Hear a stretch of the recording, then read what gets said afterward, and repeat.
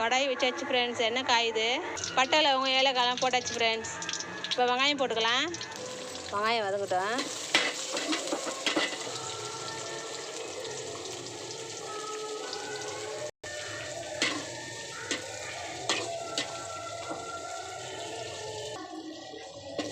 இன்னும் நல்லா வதக்கணும் ஃப்ரெண்ட்ஸ்.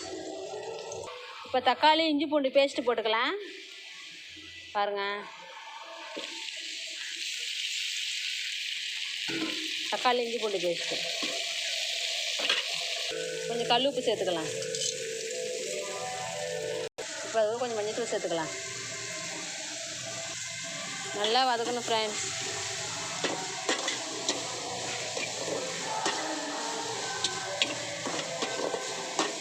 ஒரு பக்கம் சாமி பாட்டு ஓடுது, ஒரு பக்கம் ஏசப்பா பாட்டு ஓடுது. எந்த பாட்டு கேட்குறது? எந்த பாட்டுமே நல்லா இருக்குது. நல்லா வதங்கிச்சு ஃப்ரெண்ட்ஸ். இப்போ வந்து மிளகாத்தூள் போட்டுக்கலாம். தனியாத்தூள் 2 ஸ்பூனு, வெறும் மிளகாத்தூள் 1 ஸ்பூனு, எல்லாம் கலந்த மிளகாத்தூள் வீட்டில் அரைக்கிறோம்ல அது 3 ஸ்பூன் ஃப்ரெண்ட்ஸ். நல்லா வதக்கலாம். பச்சை வாசனை போகிற அளவுக்கு வதக்கலாம். இப்போ அரிச்ச தேங்காய் அதில் ஊற்றிக்கலாம்.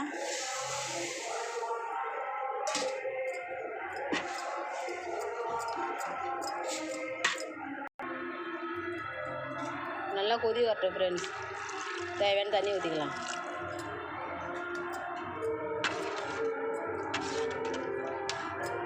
அவ்வளோதான் ஃப்ரெண்ட்ஸ். ஒரு 10 நிமிஷம் 5 நிமிஷம் நல்லா கொதி வரட்டும். வாங்க ஃப்ரெண்ட்ஸ், கொதி வந்துச்சு. இப்போ உண்டியை போட்டுக்கலாம். உண்டி எடுத்து போட்டுக்கலாம் ஃப்ரெண்ட்ஸ்.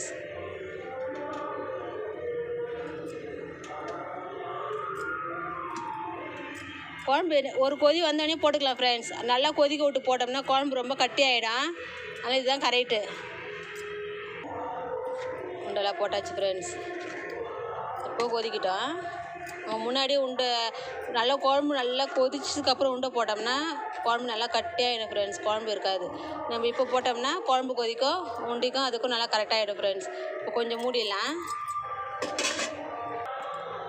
அவ்வளோதான் ஃப்ரெண்ட்ஸ்,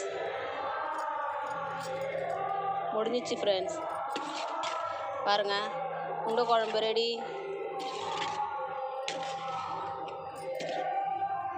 உங்களுக்கு ஏதாவது டவுட்டுன்னா கமெண்ட் பாக்ஸில் கமெண்ட் பண்ணுங்கள் ஃப்ரெண்ட்ஸ். ஓகே ஃப்ரெண்ட்ஸ், எல்லாருக்கும் நன்றி ஃப்ரெண்ட்ஸ் சப்போர்ட் பண்ணதுக்கு.